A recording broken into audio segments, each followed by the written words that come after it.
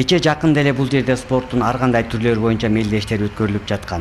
Анын ичинде улуттук таймашуулар да жүргүзүлчү. Бүгүнкү күнү Спартак стадионунун кичи залы жабылып гана калбастан талкаланып өтө оор абалда турат. Мамлекеттик мүлктү талкалап жок кылгандарды табуу да оңойго турбады. Көрсө 2004-жылы бүтүн турган объектини майталап бөлүп алышыптыр. Стадиондун түндүк тарабын арпа соода үйүнө 500 000 сомго сатып жиберишкен. Ошондон бери шаарыбыздын борборундагы 200 чарчы метр жер жеке компаниянын менчигинде кала берген. Бирок акыркы 11 жыл ичинде анын абалы начарлап гана келген. Получается, вот три стороны, да? Запад. Бизге болгону 3 тарабын гана беришкен. Батыш, чыгыш жана түштүк жагын. Ал эми түндүк тарабын беришкен эмес. Демек ал жагы жеке менчикке берилген бойдон калган. Получается, это как частный кем был, таким остался, да? Кыскасы калган спорттук бөлүктөрдүн тагдыры деле чоң суроолорду жаратууда. Мамлекеттик улуттук спорт түрлөрүн өнүктүрүү борборунун жаңы жетекчисине табышмактуу түрдө жоголгон документтерди кайрадан калыбына келтирүүгө туура келүүдө. Бул түздөн түз стадиондун кичи залына байланыштуу болууда. Өткөн жылы спорттук объект улутташтырылгандан кийин аны реконструкциялоого сынак жарыяланган. Тендер өткөрүлгөндөн кийин анын убактылуу ээси катарында жеке структурадагы гильдия секчилери аттуу ассоциация кайрадан келген. Ошондо көптөгөн спортчулар жаңы кожоюну оңдоп түзөө иштерине ири каражат жумшап, спорттук имарат көптөгөн жылдардан кийин жаңырып иштей баштайт деп күтүшкөн. Бирок тилекке каршы андай болгон жок. 2014-жылы жаңы эле улутташтырса кичи аренаны, кайра эле мурдагы менин ордумдагы директордун колу менен башка бир фирмага, бир жеке ишкерге, Мергенбаев деген кишиге 35 жыл арендага бериптир. Бул дагы бизди бир таң калтырды да. Макул эми бул улуттук оюндардын спорттун акчасы жок, өзү кура албайт деп түшүнөлү, туура дейли. Бирок договордо эч кандай бир улуттук спорт өнүктүрүү борборуна бир пайдасы чечилип калганда. Мамлекеттик улуттук оюндарды өнүктүрүү борборунун жетекчилиги мамлекеттин менчигиндеги объектилерди кайрадан кайтаруу боюнча сотко доо арыз менен кайрылышкан. Эң кызыгы Спартак стадионунун кичи залын ижарага алгандар 2018-жылы оңдоп түзөө иштерин жасап, спорттук зал кайрадан иштей тургандыгын убада кылышууда. Ал эми улуттук оюндар борборуна катышуу же кирүүлөр акыс болобу али белгисиз. Балким көптөгөн улутташтырылган объекттер сыяктуу жалпы элдик дөөлөтүн айланбай, же мамлекеттин казынасына киреш алып келбеген ишкана болуп калабы.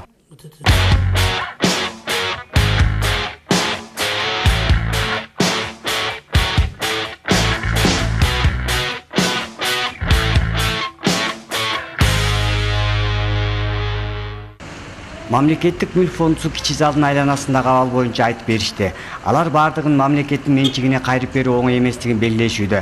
Көрсө, борбордогу спорт майданынын тагдырын мүлк фондусу эмес, өлкөбүздүн башкы көзөмөл орган чечип коюптур.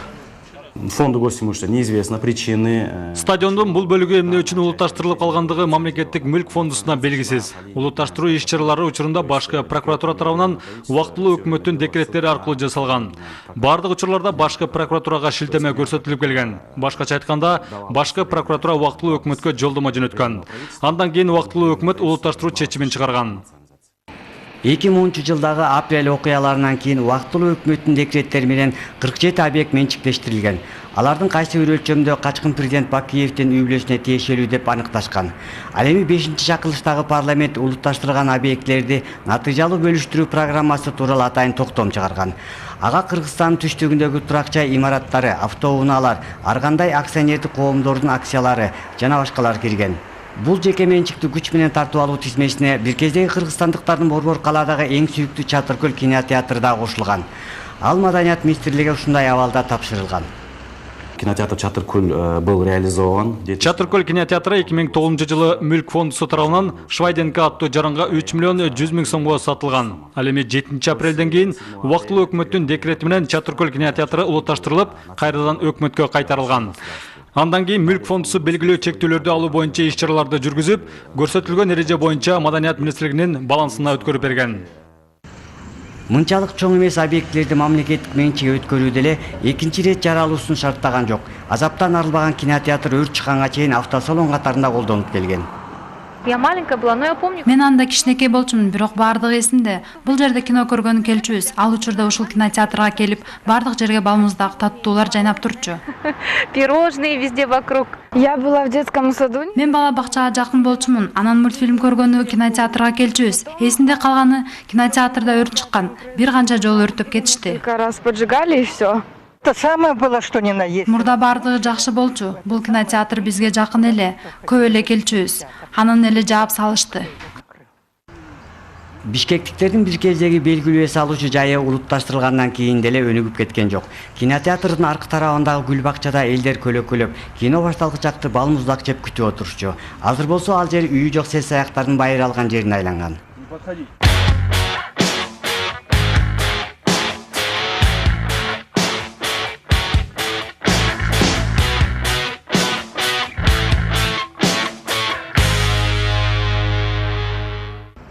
Убакыт көргөзгөндөй өлкөбүзгө анчалык пайда алып келбеген мамлекеттик объектилерди тартып алуу жеңил болгон. Ал эми ири компанияларды улутташтыруу оңой болгон жок. Бир топ күч менен салмактуу мамлекеттик үлүшү бар же арты караңгы болгон ишканаларды кайтарууга мүмкүн болду. Кыскасы, эрежелерди бузуу менен коштолду. Соттук териштирүүдө жеңилген Кыргызстандын улутташтырылган объектилердин мурдагы ээлери бүгүнкү күнү көп миллиондогон компенсация төлөп берүү керек. Ал эми кээ бир саясатчылар бир топ жолу улутташтырабыз деп жаткан Кумтөр компаниясынын инвесторлордуна төлөнчү сумма бир канча миллиард долларга жетет. Бул сумманы Кыргыз тарабынан Кыргыз алтындын жетекчи дагы бир канча жолу билдирген.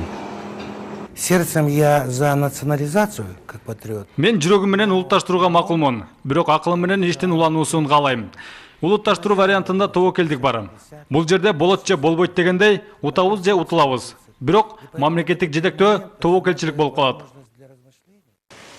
Эңири бюджетти түптөөчү ишкананы улутташтыруунун жыйынтыгы эксперттердин айтуусунда түздөн-түз туңгуй калып келет.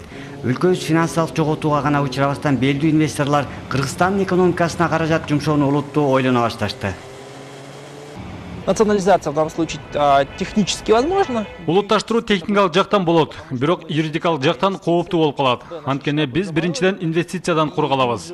Экинчиден биздин эсептер тоңдурулат жана өлкөбүздүн аброю түшүп кетет. Ошондон кийин биз кандайдыр бир салык алабызбы? Мен күмөн санап турам. Себеби Кыргызстан өзү мындай ири долбоорлорду жетектей албайт. Способен администрировать проект такого уровня. Башка чарбалык объектилер сыяктуу эле Кумтөрдү да улутташтыруу жеңил эмес. Мыкты юристтер, мыйзамдуу ишмердүүлүк, экологиялык нормаларды жана техника коопсуздугунун дүйнөлүк стандарттарын сактоо менен сөзсүз тажрыйбалуу команда өндүрүштү талкалоого жана токтотууга жол бербей келатышат. Мейли алардын ордуна биздин Тооккен окуу жайын бүтүрүүчүлөр келсин. Мейли өтө сапаттуу билим алсын. Бул дароо эле менеджменттин сапаттуулугуна жараша болот. Мына ошолор күтүүсүз натыйжаларга жеткирет. Менеджмент, я имею в виду топ-менеджеры, таких уровня, по-моему... Мындай деңгээлдеги топ-менеджерлер айткандарына караганда Түштүк Африкада иштеп келишсе деле, бир киши эч нерсени чече албайт. Ушундай ири ишкананы иштетүү үчүн бир чоң команда керек. Один человек все равно ничего не решает. Нужна команда для того, чтобы вот такое предприятие работать. Мындай күчтүү команда Кыргызстанда жок. Муну көз карандысыз эксперттер, көптөгөн аткаминерлер жана депутаттар бир ооздон айтышууда. Бүгүнкү күнү мамлекет начар менеджер. Ал Бишкектин так борборундагы спорттук имаратты да кирешөлүү кыла албай жатат. Спартак стадионунун кичи залынын көрүнүшү бүгүнкү күндөгү көптөгөн улутташтырылган объектилердин абалын чагылдырып турат.